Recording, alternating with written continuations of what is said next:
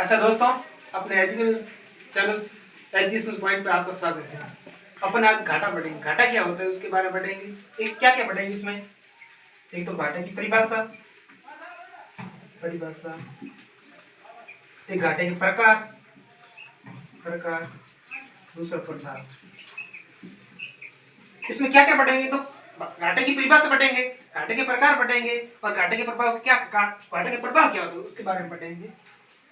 अब पहले बताओ घाटा क्या होता है। घाटा क्या होता है कि जब आय कम हो, और व्यय अधिक हो,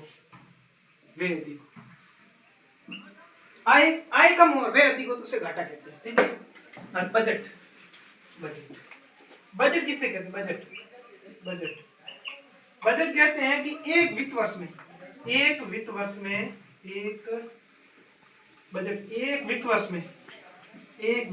में आय एवं व्यय का ब्यौरा मतलब विवरण,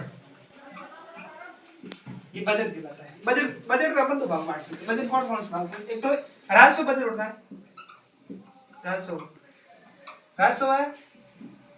राजस्व बजट, और एक पूंजीगत बजट। कौन सा बजट। एक राजस्व बजट, एक पूंजीगत बजट।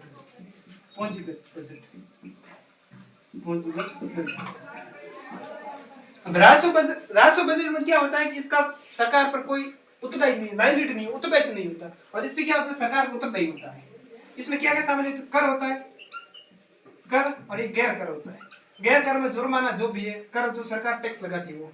और पूंजीगत आय में क्या होता है कि सरकार का उत्तरदायी बनता है कि वो सरकार जिससे उधार लेती है उसको चुकाना ही पड़ेगा। इसमें अपन तीन भागों बांट सकते हैं। एक तो होगी सरकार का मूलधन होगा, एक तो सरकार का क्या आएगा मूलधन आएगा, एक सरकार का मूलधन क्या आएगा मूलधन,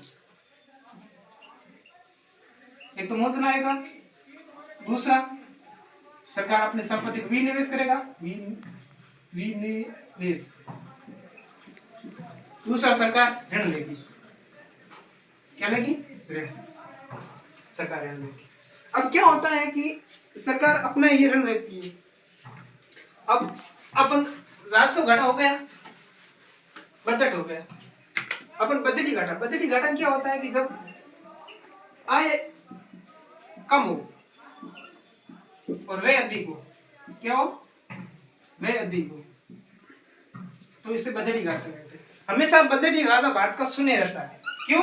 यदि आय अधिक हुई, मान लो कि आय अधिक हुई है तो ये पूंजीगत व्यय में कम कर सकते हैं। पूंजीगत सरकार ने उधार दे दिया है या संपत्ति किसी को, दूसरे देश जैसे कि भारत ने अपने प्रत्येक देश उधार लेते हैं। अपन नहीं एक उधार ले रहा है, सभी देश उधार लेते हैं। क्यों। कोई देश जैसे कि अपन चीन है तो विश्व में सर्वाधिक ऋण देने वाला देश चीन है। चीन क्योंकि ऋण लेता है सस्ते पे और आगे देता है महंगे पे। जैसे किसी ऋण लिया, चीन ने ऋण लिया 5% ब्याज दिया तो अगले 7% अपने क्या है कि ब्याज मुनाफा कमाता। क्या कमाना, मुनाफा कमाता। ठीक है। अब अपन देखते हैं राजकोषीय घाटा। राजकोषीय घाटा क्या है। राजकोषीय घाटा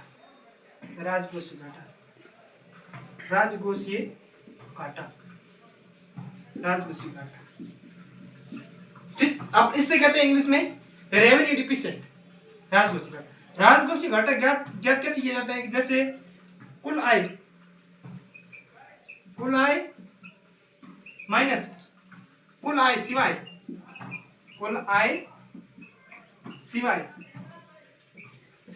ऋण।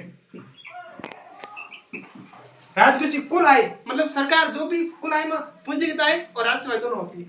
कुल आय मतलब सिवाय ऋणों के। कुल आय में राजस्व तो शामिल है सिवाय ऋण के। पूंजीगत खाते में ऋण के अलावा कौन से। एक तो सरकार विनिवेश करेगी, दूसरा सरकार ने जो अपने मूलधन है वो वापस आएगा, मूलधन पे ब्याज देकर वो भी आएगा। अब इसको खोलते हैं तो क्या आएगा। कुल आय में अपने एक तो राजस्व आएगा, राजस्व आय प्लस पूंजीगत आय, ठीक है।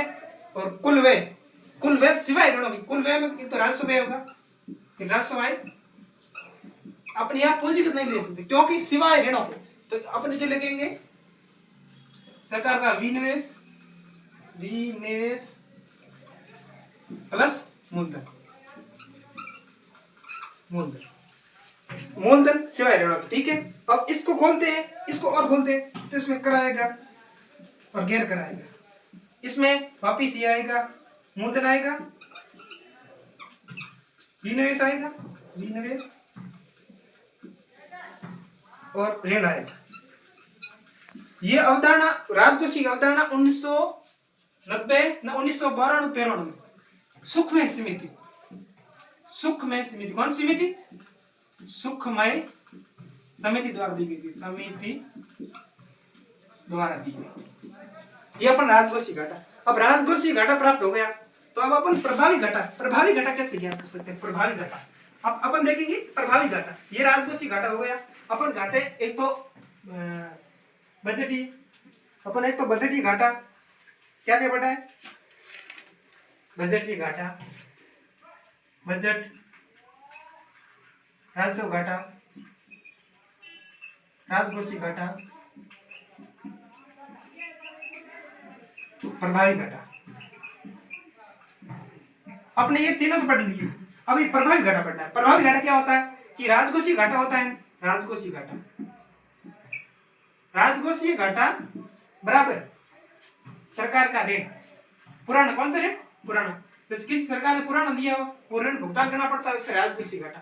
अपन एक उदाहरण के माध्यम से समझते हैं, उदाहरण देता हूं मैं आपको, एक उदाहरण के माध्यम से समझाता हूं। वो उदाहरण कैसा आएगा अभी बताता हूं आपको। एक देखो, जैसे कि सरकार, जैसे सरकार का राजस्व है, सरकार का राजस्व, राजस्व आय प्लस पूंजीगत आय, पूंजीगत आय। ठीक है, राजस्व आय मैंने बताया कि एक तो होता है गैर कर, ये गैर कर होता है। ठीक है, ये दो। एक पूंजीगत आय क्या होता है?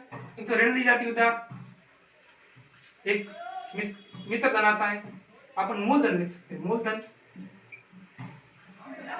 इस सरकार का विनिवेश, विनिवेश माना कि अपन कुल आय, माना कि कुल आय अपने 1500 रुपए। ठीक है, कुल आय, कुल आय में दोनों शामिल होते हैं, कौन से? पूंजीगत और पूंजीगत आय और राजस्व आय। ठीक है, अपन मान लें कि कर से अपन प्राप्त किए हैं 800 रुपए।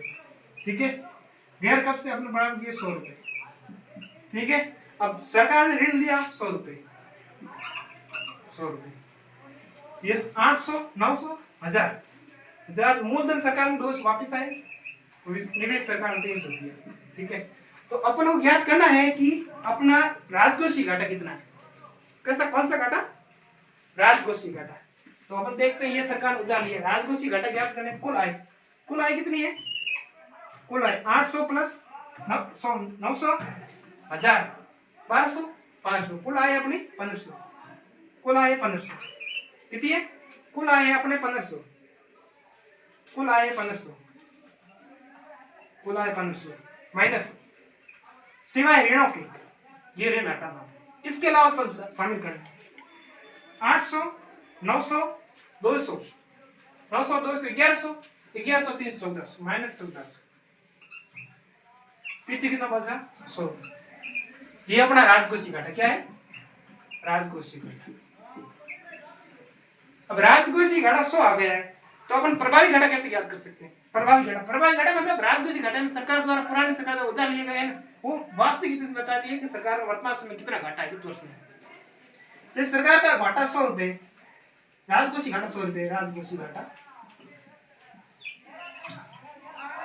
राजकोषीय घाटा